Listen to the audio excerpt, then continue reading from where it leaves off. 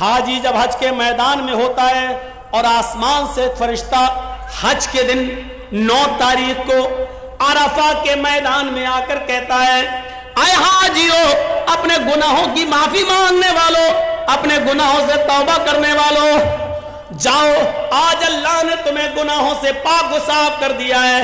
آج تم گناہوں سے ایسے ہی پاک ہو جیسے دھوبی کی بھٹی میں کپڑے کا میل کچیل صاف ہو جاتا ہے، جیسے کوئی بچہ اپنی ماں کے پیٹ سے پیدا ہونے کے بعد گناہوں سے پاک و صاف ہوتا ہے، جیسے وہ گناہوں سے بالکل پاک و صاف ہوتا ہے، ایسی اللہ نے تمہارے سارے گناہوں کو مٹا دیا، سارے گناہوں کو سے تمہیں پاک کر دیا۔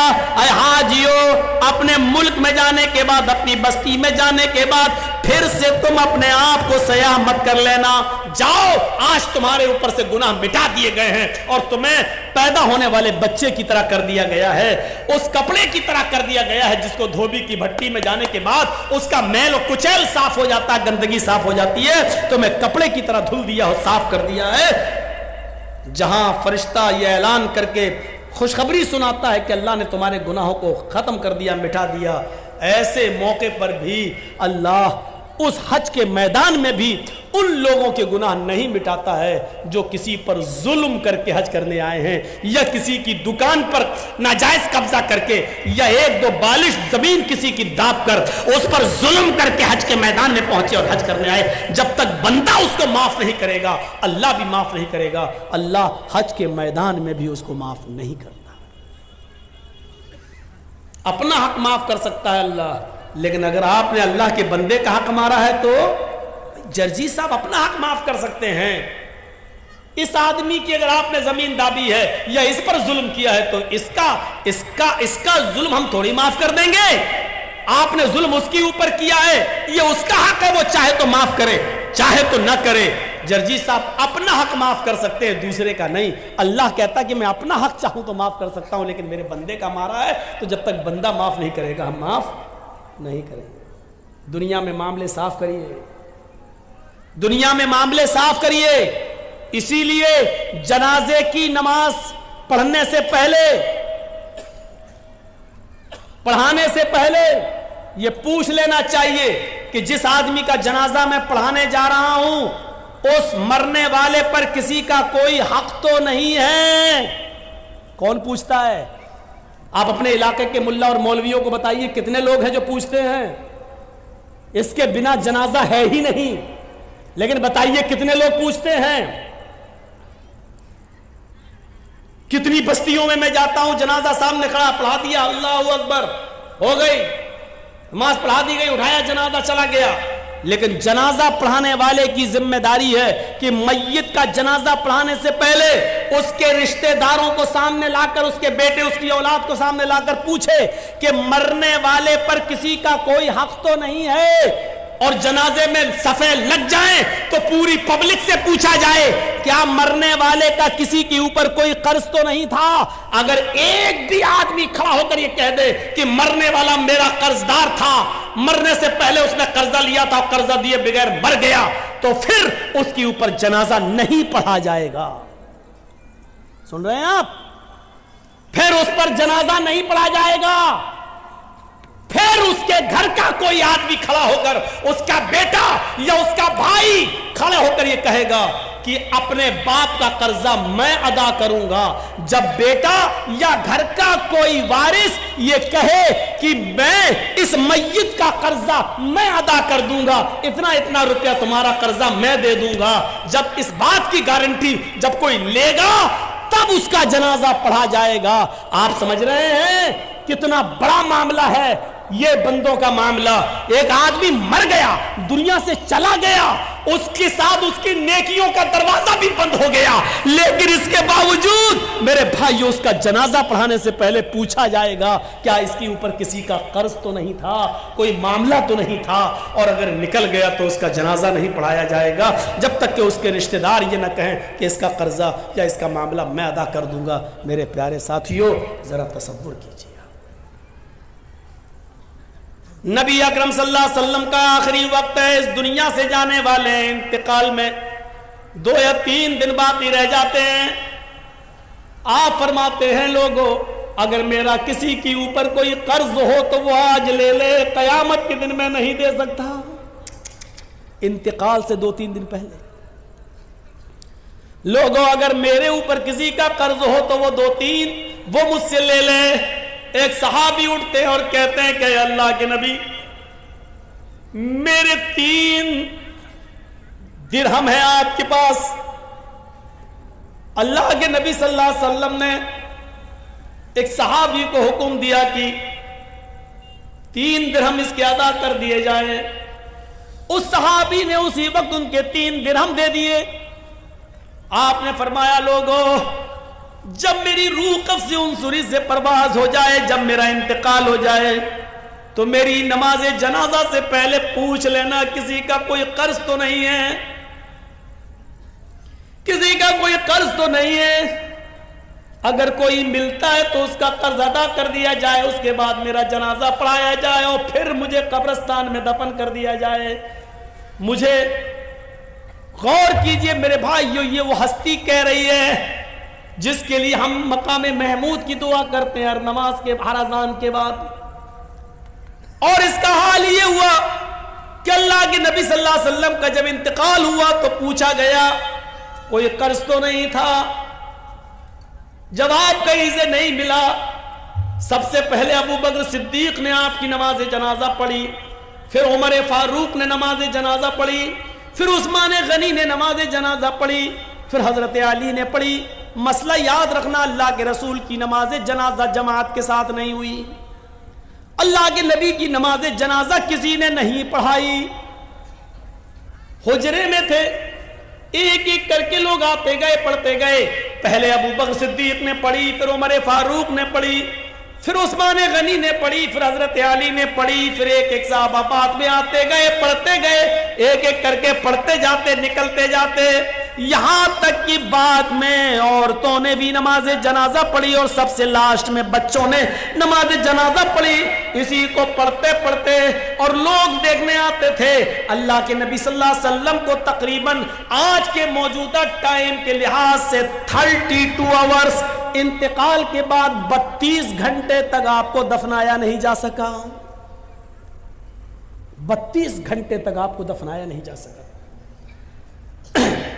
اور اس کے بعد جب آپ کو دفنا دیا گیا، مٹی آپ کی ہو جاتی ہے، تو حضرت ابو بکر صدیق جب تک خلیفہ رہے اعلان کرتے رہے لوگوں اگر نبی اکرم صلی اللہ علیہ وسلم کا قرض کسی کے اوپر ہو تو وہ مجھ سے لے لے۔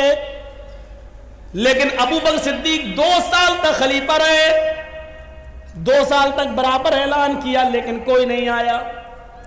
پھر حضرت عمر فاروق کا زمانہ آیا، حضرت عمر فاروق کے پورے 10 سال تک اعلان ہوتا رہا اگر نبی اکرم کا قرض کسی کے اوپر ہو، اگر کسی نے نبی کو قرض دیا ہو اور اس کا قرض باقی ہو تو وہ عمر سے آ کر لے لے۔ حضرت عمر فاروق کے 10 سال کی خلافت میں بھی کوئی قرضہ لینے نہیں آیا۔ حضرت عثمان غنی کا جب زمانہ آیا تو 12 سال تک اعلان کیا جاتا رہا اگر نبی اکرم نے کسی سے قرض لیا ہے تو وہ آ کر مجھ سے قرض لے لے، میں نبی کا قرض دینے کے لیے تیار ہوں۔ لیکن 12 سال تک عثمان غنی کے زمانے میں بھی کوئی قرض لینے نہیں آیا۔ ذرا اندازہ لگائیے کہ قرضے کا معاملہ کتنا بھیانک ہوتا ہے۔ اللہ کے نبی صلی اللہ علیہ وسلم اپنے انتقال سے پہلے خود اعلان کر رہے ہیں اگر کسی کا قرض میرے اوپر ہے تو لے لے۔ ایک اٹھتے ہیں اور کہتے ہیں کہ میرے 3 درہم میں آپ نے دلوا دیے، پھر کوئی نہیں ملا۔ ابو بکر صدیق نے 2 سال تک اعلان کیا لیکن کوئی نہیں ملا۔ عمر فاروق نے 10 سال تک اعلان کیا لیکن کوئی نہیں ملا۔ عثمان غنی بھی کہتے رہے کہ نبی کا قرض کسی کے اوپر ہو تو مجھ سے لے لے، لیکن 12 سال تک کسی نے کوئی قرض نہیں مانگا۔ غور کرو کہ قرض کا معاملہ کتنا بھیانک ہوتا ہے، کیونکہ قرض دار آدمی کی روح لٹکتی رہتی ہے زمین و آسمان کے بیچ میں۔ میرے پیارے ساتھیوں، جب تک اس کا قرض ادا نہ کر دیا جائے میرے بھائیوں یہ معاملہ بڑا عجیب و غریب رہتا ہے۔ آئیے اس معاملے کو سمجھنے کی کوشش کیجئے۔ حقوق اللہ، اللہ معاف کر سکتا اپنا حق لیکن بندے کا حق معاف نہیں کرے گا۔ اگر کسی نے کسی سے قرض لیا ہے تو پہلی فرصت میں قرض ادا کر دے، پہلی فرصت میں قرض ادا کر دے، کیونکہ नमाजें बेकार हो जाती हैं, रोजे बेकार हो जाते हैं, हज बेकार हो जाता है। हज इसीलिए फरमाया कि कर्जा लेकर हज जैसी इबादत भी आप करने नहीं जा सकते हैं।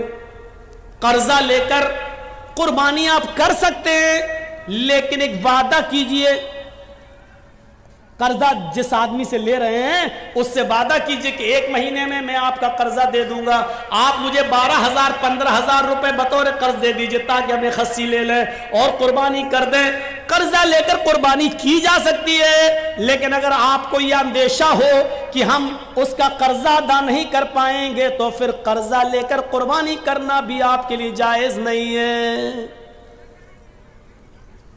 अगर आपको यकीन है कि कर्जा हम दे सकते हैं तो 1 महीना 2 महीने की इजाजत लेकर कर्जा ले सकते हैं, लेकिन कर्जा लेकर हज करने नहीं जा सकते, क्योंकि कर्जदार पर हज है ही नहीं। कर्जदार पर हज नहीं, हज तो उस पर फर्ज है जो साहिब इस्तिताअत हो। मन इस्तता इलैहि सबीला, जो इन इस्तता इलैहि सबीला, अगर तुम वहां तक जाने की ताकत रखते हो तो हज करो, तो हज करो। अगर वहां तक जाने की ताकत नहीं है, इस्तिताअत नहीं है, तो आप हज ना करें। कितनी बुरी आदत कहां से कहां निकल गया और कहां भाग गया, यहां पहुंच गया मैं। तो मैं कह ये रहा था कि हम अपने दोस्तों को खिला सकते हैं, दुश्मनों को नहीं, लेकिन अल्लाह रब्बुल आलमीन को देखिए, वो अपने दोस्त और दुश्मन सबको खिलाता है, मोमिन और काफिर सबको खिलाता है। ये है रब्बुल आलमीन। इसके बाद आइए दूसरी आयत पर, अर्रहमानिर रहीम, कितनी बड़ी नियामत है। वो बड़ा ही रहम करने वाला, इंतहाई मेहरबान है। अल्लाह कितना बड़ा मेहरबान है, ये समझने के लिए बाद में हम आपको इस तरफ बाद में आएंगे। पहले ये सोचिए, अल्लाह कहता है कि मेरे पास रहमत के 100 दर्जे हैं। इस बात को जरा गौर से सुनिएगा, ये समझ गए तो पूरी तकरीर समझ जाएंगे। अल्लाह ने कहा मेरे पास रहमत के 100 दर्जे। अल्लाह ने कहा मतलब अल्लाह के नबी ने कहा, अल्लाह ने फरमाया, यानी हदीस कुदुसी। अल्लाह के नबी फरमाते हैं कि अल्लाह ने फरमाया मेरे पास रहमत के 100 दर्जे हैं। दुनिया में जो तुम रहमो करम, मोहब्बत और उल्फत देख रहे हो, ये एक दर्जा मैंने दुनिया में उतारा है। रहमत के 100 दर्जों में से सिर्फ एक दर्जा मैंने दुनिया में उतारा है, 99 दर्जे मैंने अपने पास रखे हैं। अब मैं किसी से पूछूं रहमत के कितने दर्जे हैं? 100। और दुनिया में अल्लाह ने कितना दर्जा उतारा है? एक, सिर्फ एक। एक मुर्गी को देखिए आप, मुर्गी बिल्ली को देखती है फौरन भागती है, लेकिन वही मुर्गी जब अंडों पर बैठती है और अंडों से चूजे निकलते हैं, और मुर्गी जहां सड़क पर दाना चुगती है, अपने बच्चे उसके पीछे पीछे आते हैं, अचानक बिल्ली को देखती है मुर्गी तो भागती नहीं है। अब आप देखिए, वो मुर्गी अब भाग नहीं रही है, क्योंकि जानती अगर मैं भागूंगी तो मेरे बच्चे मारे जाएंगे। वो मुर्गी अपने परों से खोलकर अपने बच्चों को समेटती है और बिल्ली के सामने सीना तान के खड़ी हो जाती है। इस मुर्गी के अंदर अपने बच्चों की मोहब्बत और अपने बच्चों की उल्फत के लिए परों का खोद देना और अपने बच्चों का समेट लेना, ये उसी एक दर्जे मोहब्बत का हाल है। ये उसी एक दर्जे मोहब्बत का हाल है, 99 दर्जे नहीं। एक कुतिया जब उसके बच्चे पैदा करने का वक्त आता है तो आप देखिए, कुतिया भी ऐसी जगह तलाश करती है कि हम अपने पेट से अपने बच्चों को जन्म दे सकें जहां दूसरे कुत्ते ना पहुंच पाए और खतरनाक जानवर वहां पहुंचकर हमारे बच्चों को मार न डालें। आपने देखा कभी? वो कुतिया भी ऐसी जगह तलाश करती है जहां उसके बच्चे महफूज रह सकें। ये मोहब्बत उस कुतिया के अंदर किसने डाली? एक बकरी को देखिए, एक गाय को देखिए, एक भैंस को देखिए, जब वो बच्चा जन्मती है तो कितनी गलाजत और गंदगी उस बकरी के बच्चे के अंदर होती है।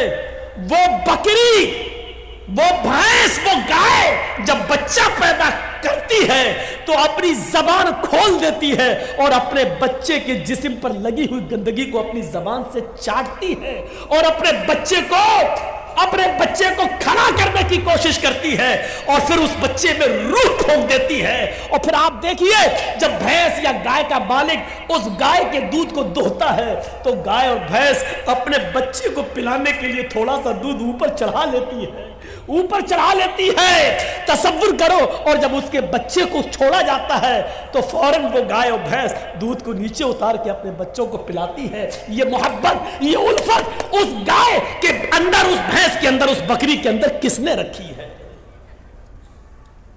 ये उसी मोहब्बत, उसी रहमत के एक दर्जे का हाल है, उसी रहमत के एक दर्जे का हाल है। और सुनिए, जिसने 99 दर्जे अपने पास रखे हो वो कितना मेहरबान होगा। एक बकरी जब अपने बच्चे पर इतना मेहरबान है, एक कुतिया अपने बच्चे पर इतना मेहरबान है, एक मुर्गी अपने बच्चों के लिए इतना मेहरबान है, तो सोचिए ये अभी एक दर्जा है। अभी हम इंसानों पर नहीं आए, अभी हम इंसानों पर नहीं आए। हजरत उमर फारूक फरमाते हैं एक जंग के अंदर कुछ कैदी गिरफ्तार किए गए और गिरफ्तार करके उनको जनाब मोहम्मद रसूलुल्लाह के सामने लाया गया। एक जंग के अंदर कुछ कैदियों को गिरफ्तार किया गया और उन कैदियों को मोहम्मद रसूलुल्लाह के सामने पेश किया गया। उन कैदियों में एक औरत भी थी।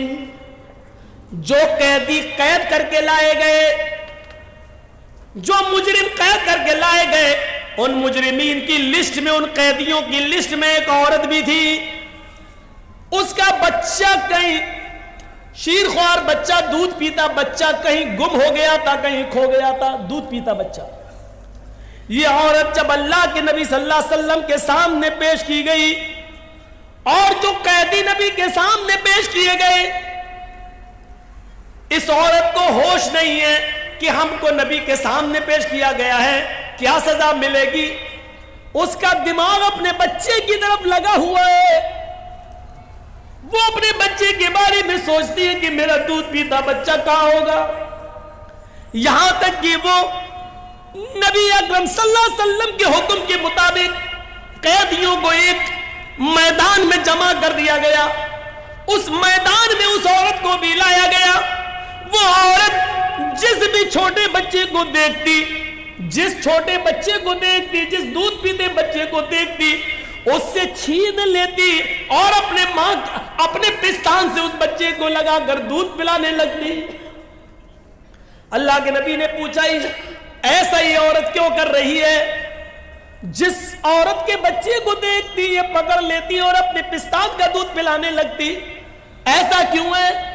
जवाब दिलाए अल्लाह के नबी, इस औरत का बच्चा कहीं गुम हो गया है, इसलिए ये हर बच्चे को अपना बच्चा समझ रही है। अल्लाह के नबी ने उस औरत की उस मोहब्बत को देखा, उस औरत की उस रहमत को देखा जो दूसरों के बच्चे को अपना बच्चा समझ रही है। अल्लाह के नबी सहाबा से सवाल करते हैं, आए मेरे साथियों, अगर इसको इसका बच्चा मिल जाए और फिर इस औरत से कहा जाए कि अपने बच्चे को आग में फेंक दो, तो तुम क्या उम्मीद रखते हो, क्या ये औरत अपने बच्चे को आग में डाल देगी? तसव्वुर करो नबी का सवाल। जो औरत दूसरे के बच्चे को अपना बच्चा समझ रही है, अगर इसको इसका बच्चा मिल जाए, फिर इस औरत से कहो कि अपने बच्चे को आग में डाल दे, जलती हुई आग में डाल दे, तो क्या वो डाल देगी? सहाबा ने कहा नहीं, हरगिज नहीं। उसकी मोहब्बत ये कभी गवारा नहीं करेगी कि वो अपने बच्चे को आग में डाल दे।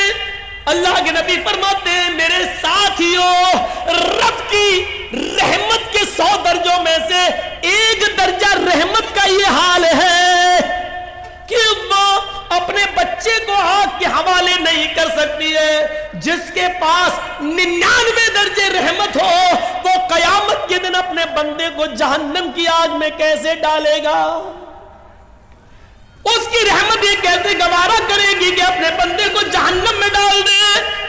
لیکن بندے گناہ کر کر کے، شرک کر کر کے، بدعتیں کر کر کے، شراب نوشی کر کر کے، حرام کھا کھا کر، حرام کی کاروبار کر کر کے اپنے آپ کو خود جہنم میں لے جاتے ہیں، تو اس میں اللہ کی رحمت پھر غضب میں بدل جاتی ہے۔